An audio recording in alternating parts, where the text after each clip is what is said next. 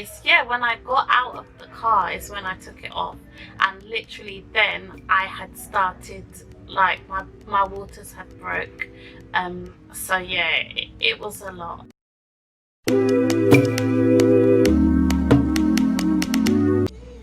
Hi all, my name is Betty. If this is the first time you are watching my channel, thank you for watching. I hope you enjoy what I have to say. I'm currently on maternity leave. I've been on maternity leave for about 3 months now. Yeah, I went on maternity leave just a couple of days before I had my son. I've got a daughter called Rena and a son called Noah. Rena is 2, she's about to be 3 in a couple of months, and Noah is 3 months. I also have a husband, I'm a wife. Yeah, so that's it. So I hope you enjoy my channel. If you do, please do like and subscribe. So today I'm going to be talking to you about being pregnant and giving birth during a pandemic. Well, I'm mostly going to talk about being pregnant during a pandemic, what it was like. Hopefully I can help someone that is pregnant right now with any like tips and things, and just to let you know what it's like at the moment. So it's been quite a journey. It's been so difficult. As you guys know, or you may know, you may not know, that being pregnant already is a journey within itself. Being pregnant in a pandemic is like crazy. So first of all, I was a couple of months pregnant when the pandemic started. Everything was fine. People would ask you to like wear your mask when you were coming into like the clinic or your antenatal appointments, and then it went on to you have to wear your mask when you're coming in, and some appointments are only going to be over the phone rather than in the actual clinic. I actually had gestational diabetes when I was pregnant. I found out this quite early, so I had to go to like a special diabetes clinic within the hospital. So everything was going fine, but when the pandemic sort of hit a high note, I actually had to move hospitals. Where my hospital was like 15 minutes door to door to get to, I now had to go somewhere that was an hour away. So it was a lot. It was a lot of change. When I got there as well, sort of my notes weren't always like there. People didn't really know sometimes what I'd been going through, or the stage at which I was, or what if I'd had certain blood tests or not. So it was quite frustrating because I would basically have to call all the time to check if I had another appointment, because when you're pregnant you have to have like a certain week's checkups, and because I had gestational diabetes, it was sort of like every 2 to 4 weeks I had to have appointments, and sometimes they weren't calling me to book in those appointments, so I would have to call. Because it's not my normal hospital, I couldn't just go there and just check. I had to call, and sometimes nobody was there to pick up the phone at the diabetes clinic, which resulted in me not having appointments sometimes for 6 weeks. Yeah, so it was a lot, but because I've been pregnant before, I was kind of, at first, I'm not gonna lie, I had a lot of anxiety, especially when they told me that, oh, you're not gonna no longer have appointments at your local hospital, you're gonna probably have to go to another hospital. And I was like, okay, well, what hospital is that gonna be? Oh, we're not sure yet, but it might be somewhere in Sussex. I was like, Sussex? That's so far from where I live. Like, I have a 2-year-old, I work, like that is long. Like, where I could be at an appointment, it would take me like an hour to get there, to do everything I needed to do and be back in time for work. It's now going to be like 2 to 3 hours door to door for like maybe a 20-minute checkup or whatever. So it was really hard, it was really frustrating. At some point it just seemed like, you know, the staff didn't really know what was going on, what they were doing. Things weren't really being relayed to them properly. But yeah, it worked out in the end. So the other thing that was annoying was the fact that I had to attend all of my appointments bar one by myself. So my first appointment, I think the pandemic wasn't too bad then, so my husband was able to come with me to my first scan, my 12-week scan, which was amazing. It was such a nice experience. He wasn't actually here when I had my first child. He came from Ghana about 4 months later, so it was really nice for him to be able to see to have the experience of a scan, so that was really nice. But then after that he wasn't able to go to any more appointments. He wasn't able to come to my antenatal appointments with me. All of my scans were by myself. The gender reveal, where like it just wasn't what I imagined. We thought we would be able to go in and find out the sex of our baby together. I had to go in, they wrote it on a note for me, and we came home, and then that's when we sort of opened it with our daughter. So that was a bit disappointing. I'm not sure how it is now. This was about 3 months ago, so I'm not sure how it is now. I'm hoping that they're allowing partners in for scans now, but I'm honestly not sure, and it probably depends on the hospital as well.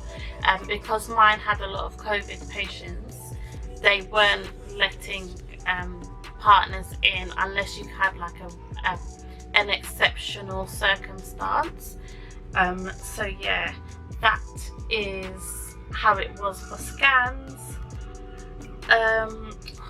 Another annoying thing was wearing your mask absolutely everywhere. I had my baby in August. It was hot. We had a lot of hot spells. And just imagine being pregnant. When I'm pregnant, I'm always hot. I'm always hot. So imagine having to wear a face mask, being pregnant, going to these antenatal appointments that are like 1 hour away. It was just a lot. When you get to your appointments as well, having to wear them in the appointment, when they're checking your belly, when they're measuring your belly. If you have to go for any blood tests, you obviously have to wear it. Where else? When you go for scans, lying down, you have to wear it. Like, I'm just over these masks, guys. I know it's something that we have to wear to protect ourselves and others, but I'm just over it at the moment. But yeah, that's what we had to do. I also had to wear well, maybe I didn't have to, I don't know, but we're here in London in Ubers, you have to wear a mask. It's mandatory for you to wear a mask when you are in the car. I had contractions and I had to go to the hospital in an Uber, so obviously I had to wear my mask. Because I was having contractions, I don't know, maybe I could have been exempt, but to be honest, if you look at it, you have to think about your health at the end of the day. If you can wear a mask, do, because you're protecting yourself as well as other people. I mean, what if the Uber driver has Rona? Then, you know, you don't want you or your baby to get it. So I did wear it throughout. I was having contractions and I was still wearing it. I think the only time I took it off is, yeah, when I got out of the car is when I took it off, and literally then I had started, like, my waters had broke. So yeah, it was a lot. I'm definitely over wearing masks. Like, I'm so over it, guys.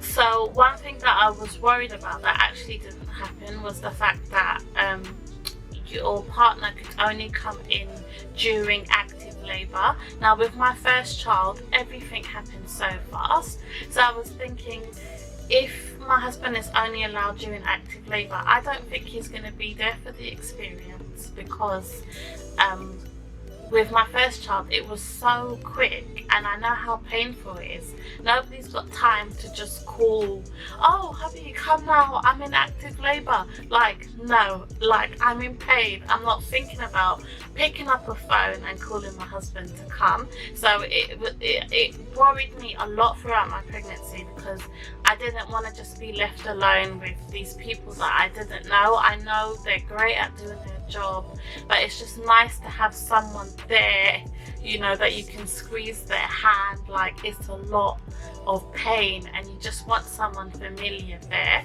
But thankfully, because everything happened so fast, my husband was allowed to come in with me and stay with me throughout the time, as I had my own room, not on purpose, but that is a story for another time.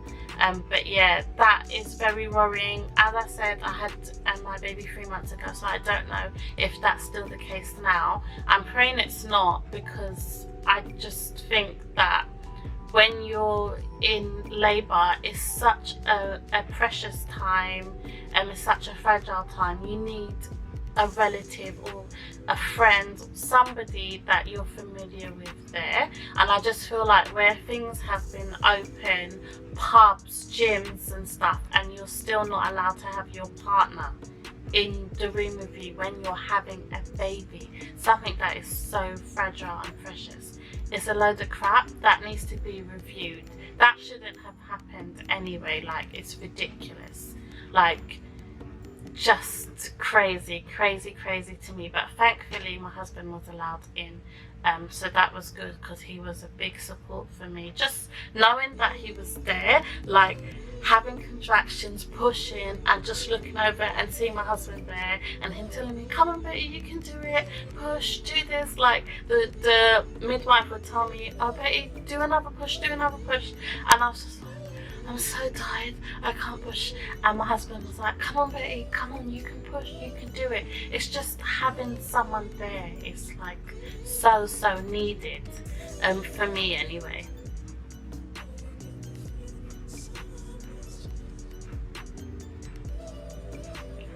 So after I had my son, obviously I got a lot of calls. I got a lot of people saying, oh yeah, we'll come and visit you. Oh, but you know, when this pandemic is over, or we don't know how it's going to be now, like, do you want visitors? Like, I wasn't even sure if I wanted visitors at that time. I think you were allowed, like, maybe, well, I don't really remember what the rules were, whether you were or not.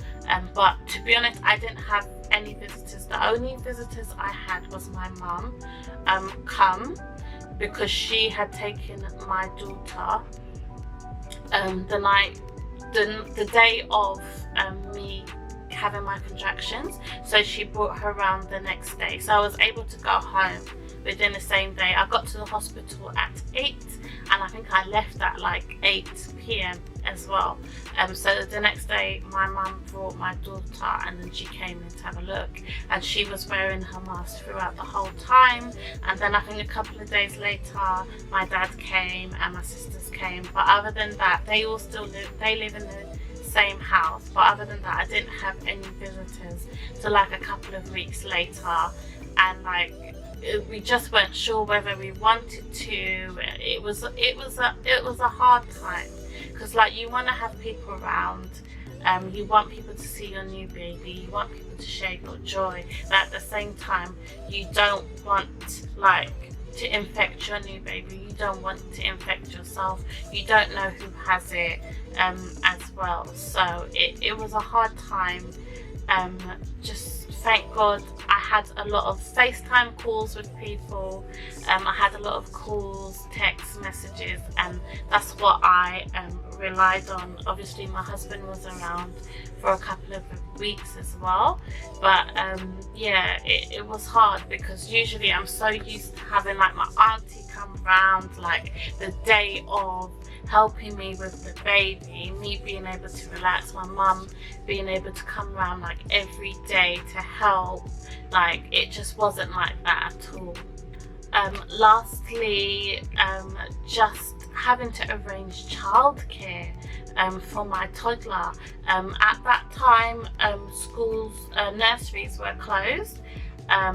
They were closed, like mandatorily closed. So a lot of, like I said, my appointments had to be every 2 weeks at one point. So I had to go and like drop my daughter off at my mum's and then go ahead to those appointments that were like an hour away. Sometimes two days, like I'd have one appointment on a Wednesday, then I'd have another one on a Thursday, so she'd have to stay there for like a couple of days. Sometimes that was 2 weekly, sometimes that was weekly. It was hard, it was really hard. Also working from home with a toddler, which I thought was just really like not cool, because in my job, what I do, you wouldn't normally be able to work from home with your child. Like, it's a no-no unless they can look after themselves, but they don't encourage you working from home with a toddler at all. But when this pandemic hit and everybody had to stay home, we were now all of a sudden allowed to work from home with our children.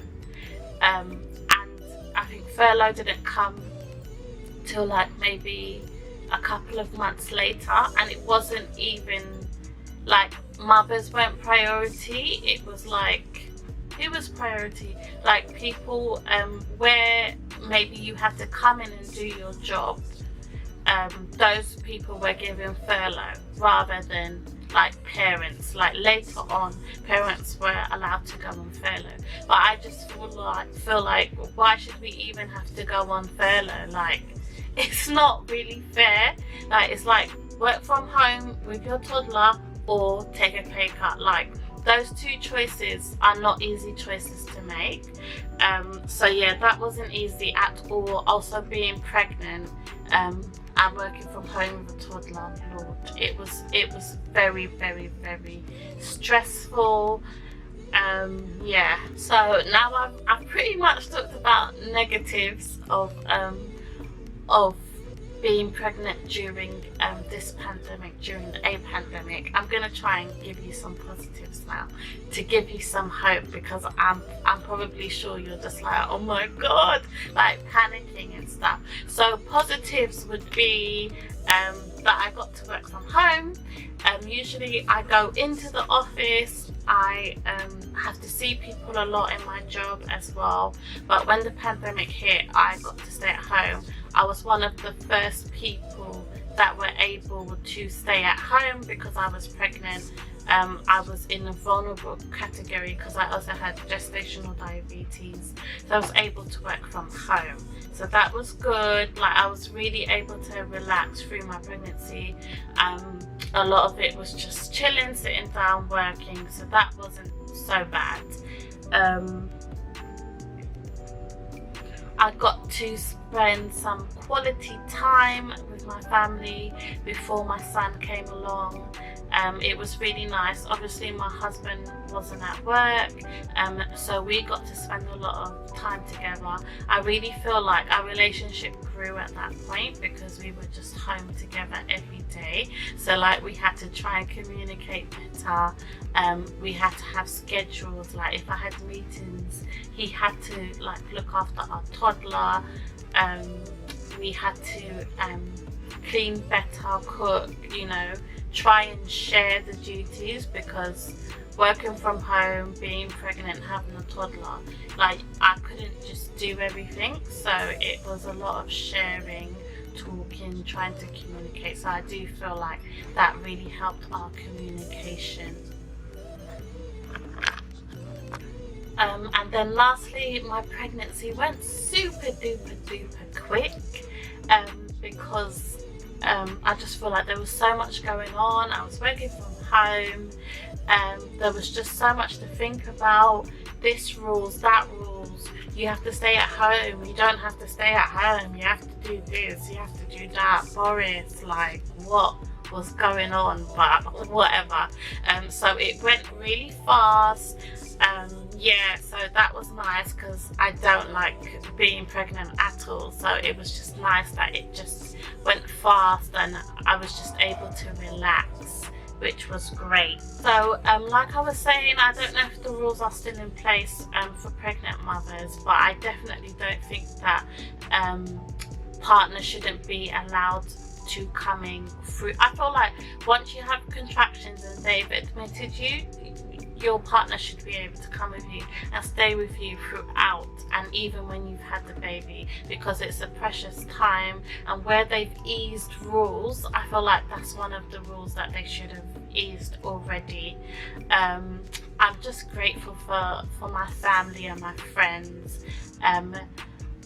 WhatsApp, FaceTime, like, has been amazing. Like, I got to speak to like my parents like every day throughout, my friends every day, Zoom calls at work as well. So funny, people not turning off their cameras or people muting themselves. Like, I was still able to sort of talk to people, which was nice. So I do think if you're pregnant, I think a good thing to do is try and catch up with your family regularly. Your hormones are all over the place, and being pregnant can be a lonely time as well. So I definitely think having regular chats with your nearest and dearest, making sure it's a FaceTime as well. Looking at somebody, it makes a difference. So trying to do that. If you are pregnant with a toddler as well, just trying to find lots of activities that you can do with them, which will help you as well, because you can get some exercise yourself. I used to take my daughter to the playground a lot, soft play when it was open. I used to take her to the soft play. When we were in actual lockdown, I used to do lots of activities at home, baking, cooking, making Play-Doh, doing water activities, like anything that I could think of I would do. There's lots of things online that you can find. Just keep yourself busy, because it can be a lonely time. It can be a lot of anxiety as well, cause you a lot of anxiety, but don't worry, you will get through this time. This pandemic is not going to last forever.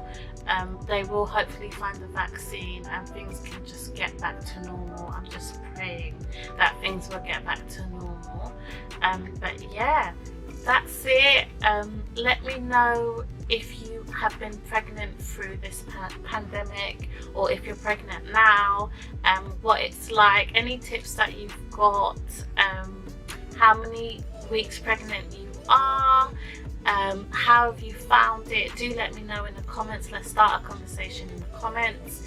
Please do like and subscribe to my channel and like this video. And yeah, if there's anything else that you'd like me to talk about regarding family, marriage, pregnancy, babies, then do let me know, and I will try and make those types of videos for you. But I hope this has helped. I'm not trying to scare anyone. I just wanted to give my honest opinion about what it's like being pregnant during a pandemic, and my thoughts and opinions on the rules at the moment. So yeah, I hope you've enjoyed it. Yeah, and stay tuned for some more videos. Thank you so much. God bless.